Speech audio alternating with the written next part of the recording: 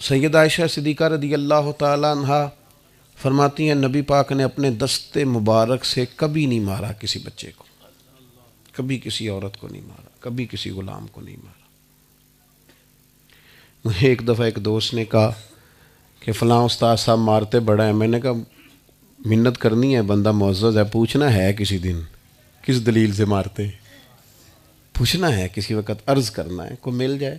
حدود اللہ کے معاملے میں سختی فرمائی، سختی کرنا اور ہے، بچوں پر سختی کرنا تاکہ وہ غلطی نہ کریں یہ معاملہ اور ہے، لیکن تشدد کی راہ اختیار کرنا یہ کسی صورت بھی یہ چیز درست نہیں ہے۔ آپ کا لہجہ حسین ہو، خوبصورت ہو تو اپنے شاگردوں میں، طلباء میں، کچھ پیر صاحب بھی جلالی ہوتے ہیں، پتہ ہے آپ کو، ماڑے مریداں نال تگڑے نال نہیں، ہاں وہاں جمال ہی جمال ہے، سارا بندہ تگڑا ہونا چاہیے، پھر کوئی جلال نہیں، پھر تو خیر صلی ہے، پھر تو پیر صاحب بھی کیا اعزاز دیتے ہیں۔ خدا بندہ یہ تیرے سادہ دل بندے کدھر جائیں، درویشی بھی عیاری ہے، شہنشاہی بھی عیاری، دونوں طرف ہی لوگ طریقہ دوسرا اختیار کر رہے ہیں۔ یہ حضرت بڑے جلالی تھے، میں کہا تو غریب آدمی ہوئے گا نا، ہاں اس لیے جلالی تھے، تو تگڑا ہوتا تو جلال شلال چھٹی تھی ساری۔ تو وزادار رہیں، مزاج میں بردباری رکھیں، حلیم الطبع رہیں۔ اگر آپ شور کریں گے، آپ کی گفتگو اور آپ کا لب و لہجہ بے چینی ظاہر کرے گا تو آپ کا وقار جاتا رہے گا، آپ کی جھکی نظروں میں اور خاموش جملوں میں اللہ وزن پیدا کر دے گا۔ خاموش جو وہ حضرت باعزید فرمایا کرتے تھے علیہ رحمہ، جس نے ہماری چپ سے کچھ نہیں سیکھا اس نے ہماری تقریر سے کیا سیکھنا۔ تو ایک تو یہ کہ وزادار ہیں، یہ دن ہے، یہ وقت گزارنے کا، اور جاہلوں سے الجھنا نہیں۔ امام شافعی رحمۃ اللہ علیہ فرمایا کرتے تھے زندگی میں علمی گفتگو ہوئی ہے، فرماتے ہیں کبھی علماء سے گفتگو ہوئی اور کبھی جہلاء سے گفتگو ہوئی۔ فرماتے تھے جب میری علماء سے گفتگو ہوئی ہے، کبھی سامنے والا عالم کے دلائل مضبوط تھے وہ کامیاب ہو گئے، کبھی میرے مضبوط تھے میں عالم سے گفتگو ہوئی تو کبھی وہ جیت گئے کبھی میں۔ لیکن فرمایا کرتے تھے جاہلوں سے جب بھی میری بحث ہوئی ہے جاہل ہی جیتے ہیں۔ جاہلوں سے کبھی بندہ جیت سکتا، بندہ جو جاہل ہے اس سے آپ جیت رہے ہیں۔ یہ تو وہ میں اکثر دوستوں سے کہتا ہوں میاں بیوی کے جھگڑے میں زیادہ غلطی میاں صاحب کی ہوتی ہے۔ اس کی وجہ یہ ہے کہ آپ کہہ رہے ہیں کہ عورت کی عقل کمزور ہے، تو اس کی کمزور ہے تو آپ کی تو میاں پوری ہے نا، تو آپ بحث کرتے جا رہے ہیں، برابر کی لڑائی کرتے جا رہے ہیں، گھر تو آپ نے بسانا تھا، آپ کا حوصلہ زیادہ ہونا چاہیے تھا۔ ایک تو یہ، دوسری پھر یہ کہ رات کیسے گزارتے ہیں رب کے بندے، موبائل پہ ساری رات بتا دیتے ہیں، چار دوست بیٹھے اور ساری دنیا پہ تبصرہ کر کے وقت ضائع کرتے ہیں، نہیں۔ والذین یبیتون لربہم سجدا وقیاما، وہ رات گزارتے ہیں اپنے رب کے لیے سجدہ کرتے قیام کرتے ہوئے، اس کے حضور حاضر رہ کر۔ اللہ کے یہ جو مصلی ہوتا ہے نا، یہ بندے کو طاقتور کرتا ہے، یہ جو اس کی عبادت ہوتی ہے یہ اسے خدائی طاقتیں دیتی ہے۔ جو لوگ عبادات کرتے تھے، بہت سارے لوگ کہتے ہیں خالی دعا سے کیا ہوتا ہے، اور میں نے کہا اللہ کے بندے دعا تو مومن کا ہتھیار ہے۔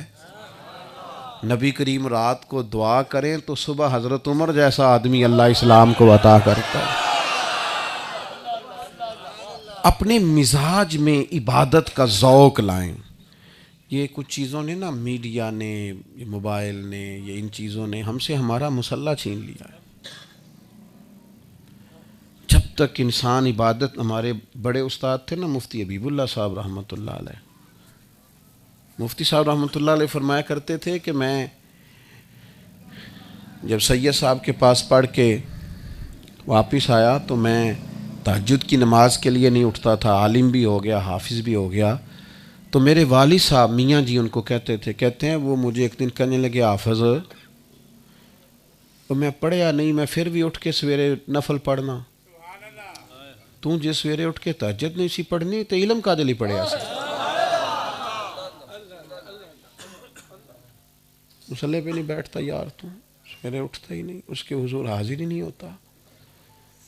میں آپ سے عرض کروں، مضبوط عبادت کا ذوق، اور تبصرے چھوڑ دیں کہ فلانا نہیں پڑھتا، فلانا نہیں پڑھتا، شکر کر اللہ نے توفیق دی ہے۔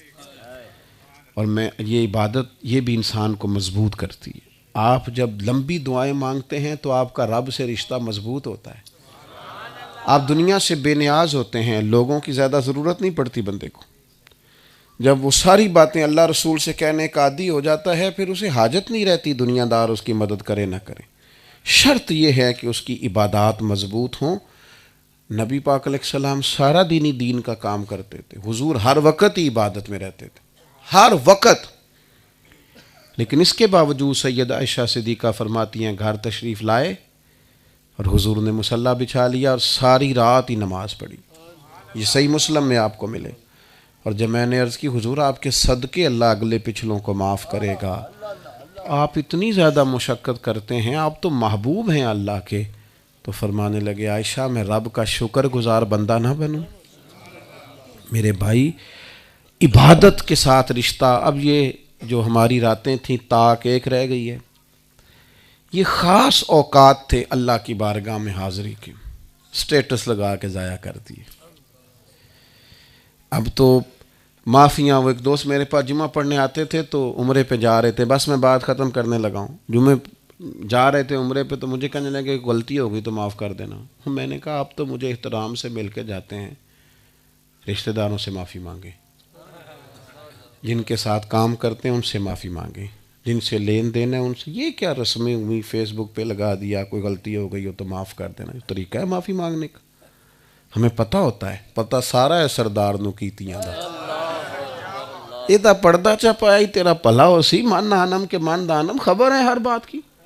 اپنے آپ کو مضبوط کریں اللہ رسول کے ساتھ، آپ دعائیں مانگیں۔ آپ یقین کریں حضرت مولا علی شیر خدا رضی اللہ تعالیٰ عنہ سے کسی نے پوچھا حضور کے صحابہ کا طریقہ کیا تھا؟ فرمایا دن کے مجاہد، رات کے راہب۔ رات مسلوں پہ بیٹھتے تھے تو لگتا تھا دنیا کے ساتھ ان کا تعلق ہی کوئی نہیں، تو نہیں جم کے نمازیں پڑھتے تھے، عبادتیں کرتے تھے۔ اور دن کو جب وہ بیٹھتے تھے گھوڑوں پر تو ان سے بڑا مجاہد بھی کوئی نہیں ہوتا۔ اپنی مزاج کو، طبیعت کو اس طرف مائل کریں۔ کچھ دکھ نہ ہمارے بڑے ذاتی ہوتے ہیں، ہم کسی سے نہیں کہہ سکتے، بڑے نجی کچھ تکلیفیں ہوتی ہیں انسانوں کی، وہ تو اپنے آپ سے نکل جاتی ہیں۔ اتنے گہرے زخم ہوتے ہیں بعض لوگوں کے، حل ہے نا اس کا، جو کسی سے نہیں کہہ سکتے مصلی پہ بیٹھو رب سے کہہ دو، اس کی بارگاہ میں عرض کر دو۔ نبی کریم علیہ السلام نے فرمایا جو رب سے دعا نہ مانگے اللہ ناراض ہوتا ہے، جو زیادہ دعائیں مانگے اللہ اسے راضی ہوتا ہے۔ کیوں ادھر ادھر دنیا داروں کے سامنے کشکول طلب دراز کرتے ہو؟ مالک کے حضور حاضری دو۔ دو ہی باتیں زندگی میں کامیابی کا زینہ ہیں، ایک تو نہایت بردباری سے الجھاؤ کے بغیر اپنے روزمرہ کے معاملات کو گزاریں، کوشش کریں۔ ہاں کبھی عقیدے کے معاملے میں کسی جگہ مناظرہ کرنا ہوگا، گفتگو کرنی ہوگی تو علماء کریں گے جن کا یہ میدان ہے، احقاق حق کے لیے کھڑے ہوں گے، لیکن ہم جو عوام ہیں ہم کوشش کریں، اور ذاتی معاملات میں تو بالکل نہ الجھاؤ پیدا کریں، شخصی معاملات میں تو بالکل بھی نہ الجھیں، بردباری سے، حوصلے سے، تحمل سے وقت گزاریں۔ اور آخری گزارش آپ کی خدمت میں یہ ہے، مثبت جو لوگ رہتے ہیں نا وہ سکون میں بڑا رہتے ہیں، جن کے ذہن منفی ہوتے ہیں نا وہ بے چین بڑے رہتے ہیں۔ ساری زندگی لوگ دوسرے کا چہرہ صاف کرتے رہتے ہیں، کبھی تھوڑی سی محنت اپنی اینک کے شیشے پہ بھی کر لی جائے نا تو پھر بھی محسوس ہوتا ہے کہ اوہ یار نقطہ تو یہاں تھا، میں کہیں اور صفائی کرتا رہا۔ مثبت ضرور سوچیں۔ ہم نے اپنوں، رشتہ داروں، دوستوں، یاروں سب کوئی اپنے حق میں غلط کر لیا ہے، چونکہ ہماری سوچ منفی ہے۔ سوچیں جتنی اچھی ہو جائیں گی نا، اللہ نے اتنی سونی مخلوق بنائی ہے، ہمیں اچھی کیوں نہیں لگتی؟ اللہ نے اتنے خوبصورت لوگ بنائے، ہم ہر وقت منفی سوچتے رہتے ہیں۔ میں کسی شخص سے بیزار نہیں ہو سکتا کیونکہ ایک ذرہ بھی تو بیکار نہیں ہو سکتا۔ تو میرے عزیز بڑے میٹھے رہیں، بڑے ٹھنڈے رہیں، حوصلہ مند رہیں، تازہ دم رہیں گے انشاءاللہ تعالی، سکون سے سوئیں گے۔ آپ مثبت سوچیں گے، آپ کو لگے گا بڑے لوگ آپ کے پیار کرنے والے ہیں، آپ کو لگے گا ماشاءاللہ سبزہ ہی سبزہ ہے۔ لیکن جب منفی سوچیں گے تو بلا وجہ دو بندے بیچارے وہاں چوک میں کھڑے ہیں تو ٹینشن لگی ہوئی ہے، میری ہی گلاں کر رہے ہیں، او بھائی وہ کوئی اور گل کر رہے ہیں، تو ایڈا ہم بندہ نہیں تیری گل کر رہے ہیں، وہ بیچارے کوئی اور موضوع پہ بات کر رہے ہیں تو بلا وجہ الجھ گیا ہے۔ اللہ کی بارگاہ میں دعا کرتا ہوں اللہ مفتی صاحب کی کوششوں کو قبول فرمائے، مزید برکات عطا فرمائے، ہماری حاضری اپنی بارگاہ میں قبول کرے۔ وما علینا الا البلاغ۔